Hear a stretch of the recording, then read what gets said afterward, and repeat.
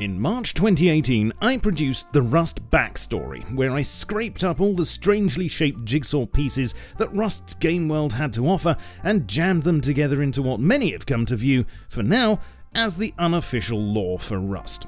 So, thanks. Fast forward a year and the world of Rust has become a much busier place. Knowing what the backstory is still isn't a game-changing experience. It's not going to turn you into Chad McZurgalot, but after all the new stuff that's been added, I think it's about time to crack out the scissors and glue again and present to you the Rust Backstory 2019 edition. Now, hopefully you've seen the first video and the follow-up where I answered a few frequently asked questions, and if so, feel free to skip to the timestamp on screen now.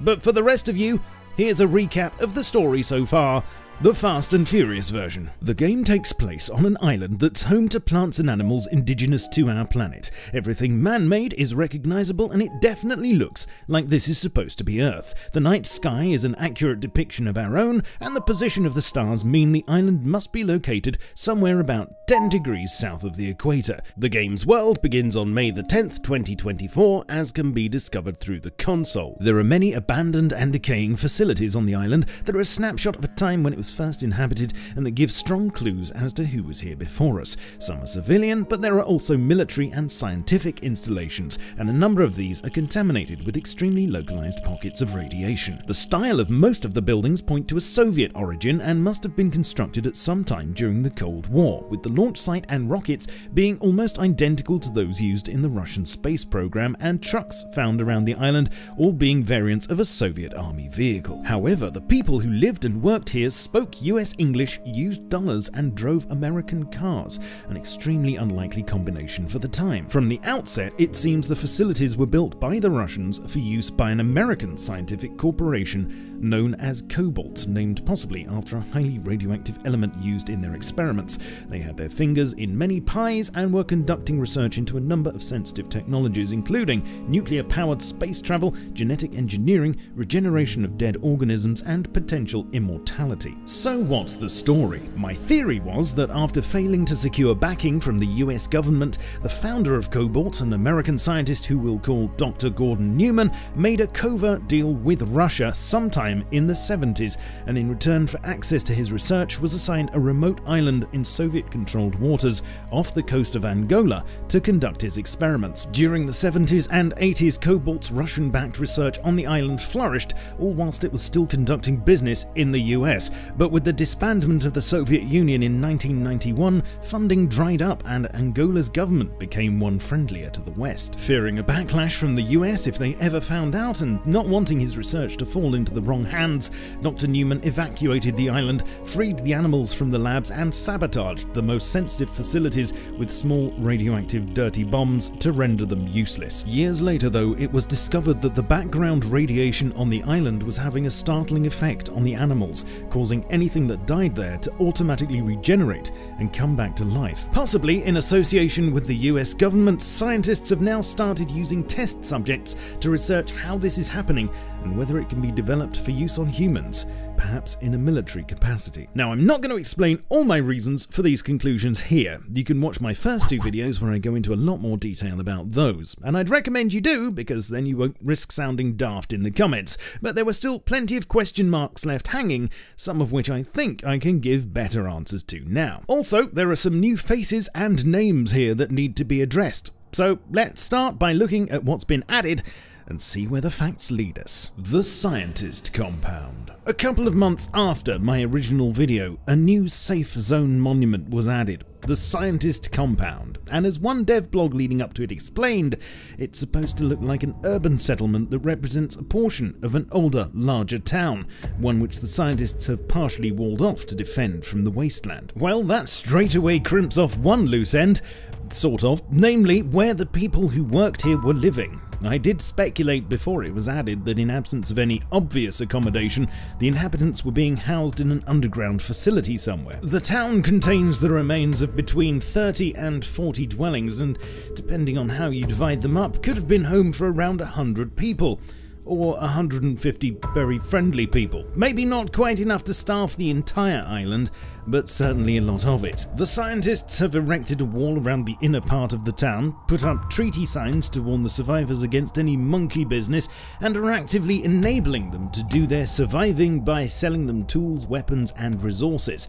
It also gives them an opportunity to observe their subjects in a safer, more controlled environment. The compound walls and gates here do look quite aged and battered, but I'm going to assume this is more of an artistic decision to maintain the visual style than an indication of their age, as I think from what's been said, they're clearly meant to be more recent than the rest of the town despite appearances. A couple of other observations worth mentioning are that unlike many of the larger monuments, there's obviously no radiation here, which fits my theory that Dr. Newman merely wanted to sabotage his research and wasn't trying to harm his colleagues. It's also obvious now that from their equipment and other things, as we shall see, the current scientists are indeed 100% from the Cobalt organization, which means that it must have survived whatever happened here in the past and is still active in the outside world. The lab. In my original video, I mentioned the large number of sealed doors in places like the military tunnels and speculated about what may lie behind them. Well, in June of 2018, that question was partially answered as a new lab area in the tunnels became accessible, if you could solve the puzzles leading to it, for which you'd need Cobalt clearance cards for the newly installed security doors. The props inside were nothing really new, apart from a set of so-called cloning vats. But what exactly was being cloned here? Clearly something man-sized and upright, it seems, which narrows things down quite a bit. This leads to the question, of course, are the survivors clones? I had originally speculated, and it was just speculation, that they were recycled prisoners. This seemed a possibility due to the word hapis from the main non-procedural map, meaning prison in Turkish.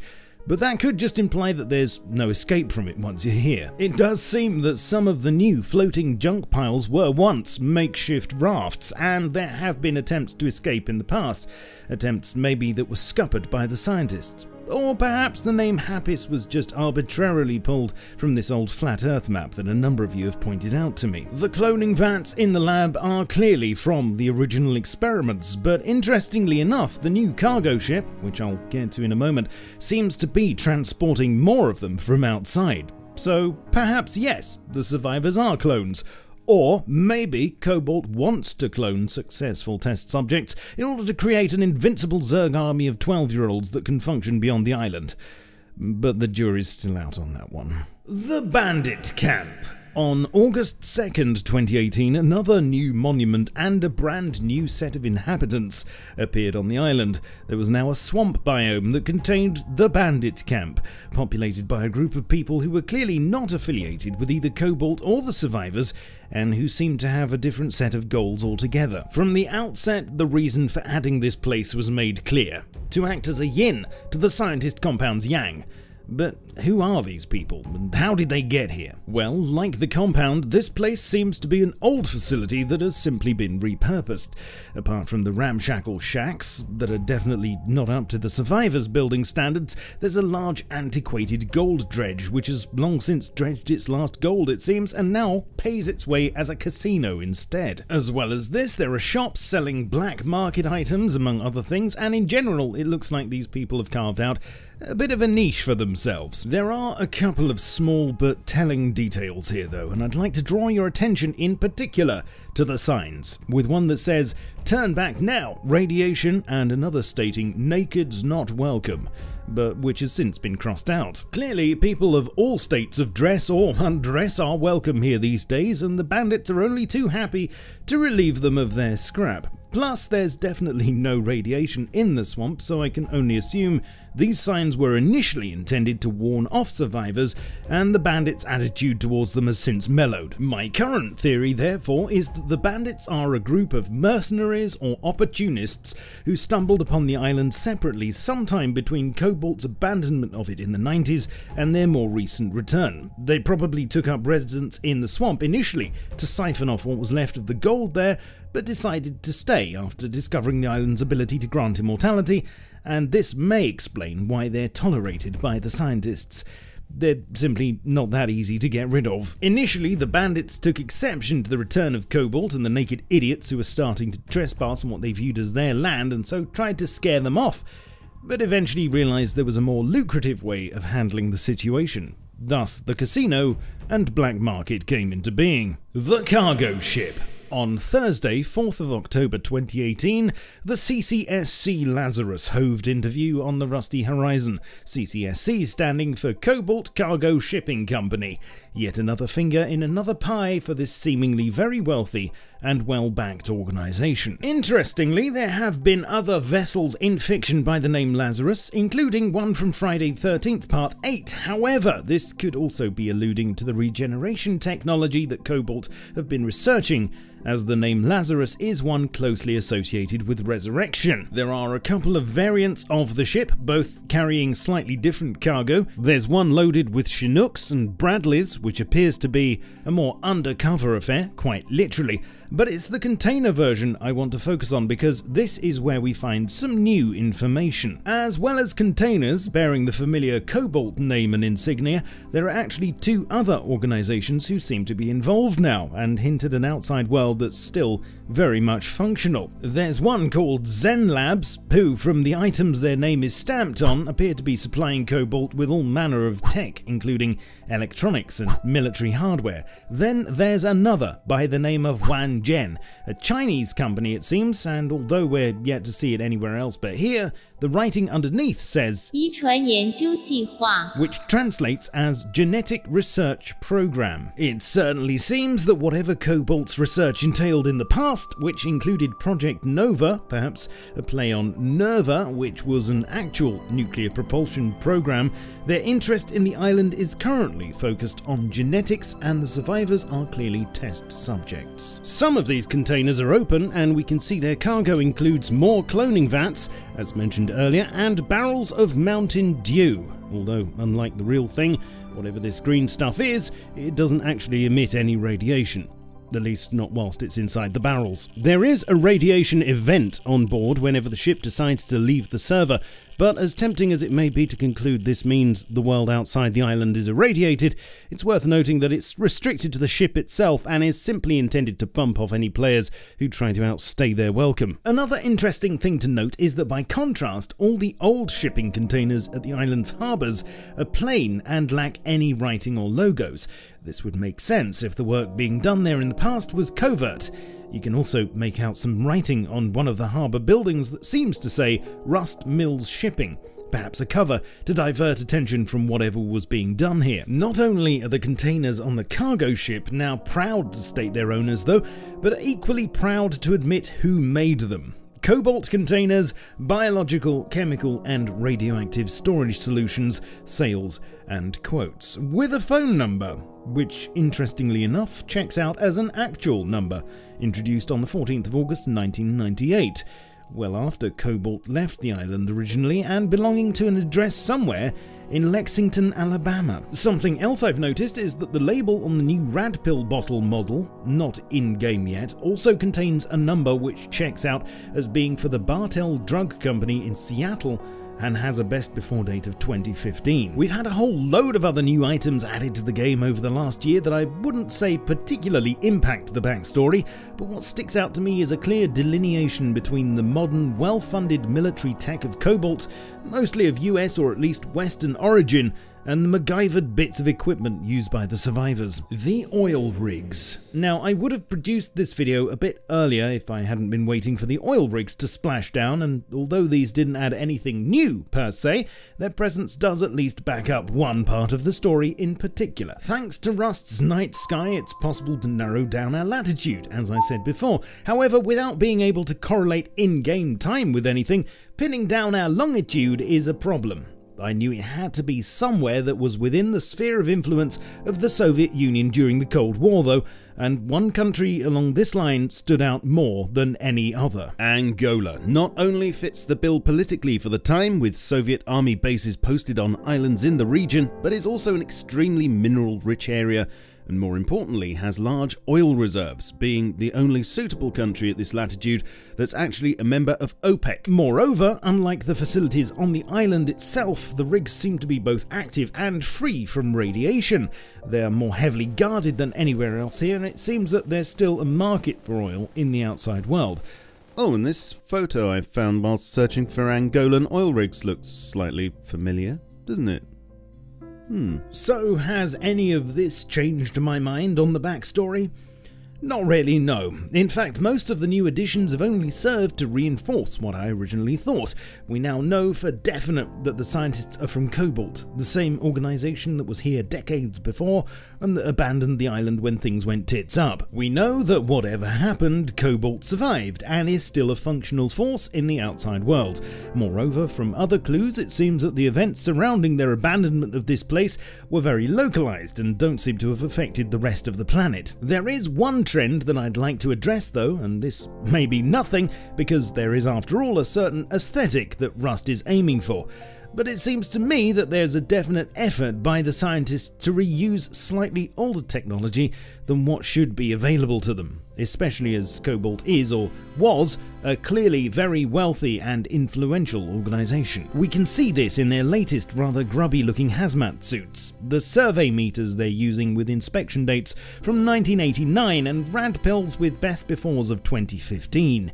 In general, all of their tech looks well used, and even though, as I say, this could just be a cosmetic thing, there seems to be a certain air of desperation about their activities here, and perhaps this is hinting at a world that has more recently fallen on harder times. Maybe, and this is just speculation, their reason for being here is less about military research and more about the survival of the human race. Possibly the test subjects, whether recycled prisoners, clones, or just normal people, are being used to engineer a group of ultimate survivors, which along with Cobalt's regeneration technology, could be to ensure humanity's survival. But of course, that's just a theory. You know the rest. Some words in conclusion. This backstory is a work in progress, just like Rust itself, and as I've said before, I don't actually know what the official backstory is, or even if one's been decided on yet. Whatever the case, according to the roadmap, one day lore will start being revealed, and it may of course differ quite a bit from my own. I'm fully prepared for that. There's also the matter of new monuments, items, and features down the line which could impact it, so look out for a 2020 edition next year. As I write this, a new excavator monument is being produced. I don't think it's going to alter anything I've said, apart from adding weight to the island being in an extremely mineral-rich area. There'll be a spawn barge at some point which will circle the island and give players a new place to start from, plus there's the prospect of travelling to other islands in the future, which could bring with it all sorts of new possibilities. There are, of course, still questions remaining. For instance, electricity is being generated somewhere on the island, and whatever's doing it doesn't seem to be above ground. Could there be a hidden subterranean power source, perhaps a leftover from the original experiments on the island, maybe even something nuclear in nature? And why are there such huge temperature variations over such a small landmass? Could the two things even be linked, as I've postulated previously? Maybe one day, if we get more information, I'll be able to explain these too. I'm sure a lot of you have your own ideas about Rust's backstory, so please tell me all about them in the comments, which I look forward to reading. But just remember what I've said about watching my original two videos, because a lot of your questions may well have already been answered.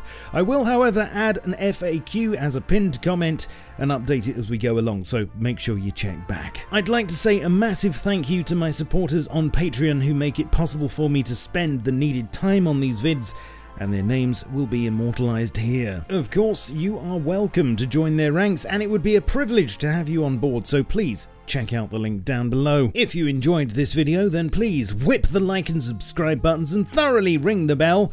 Although, if you'd like to stay truly up to date, you can also follow me on Twitter, Facebook, Discord, and my Steam group. I try to stream on Twitch 3 times a week too, so join me there, and I shall catch you all soon. But in the meantime, keep calm and stay rusty. Cheerio.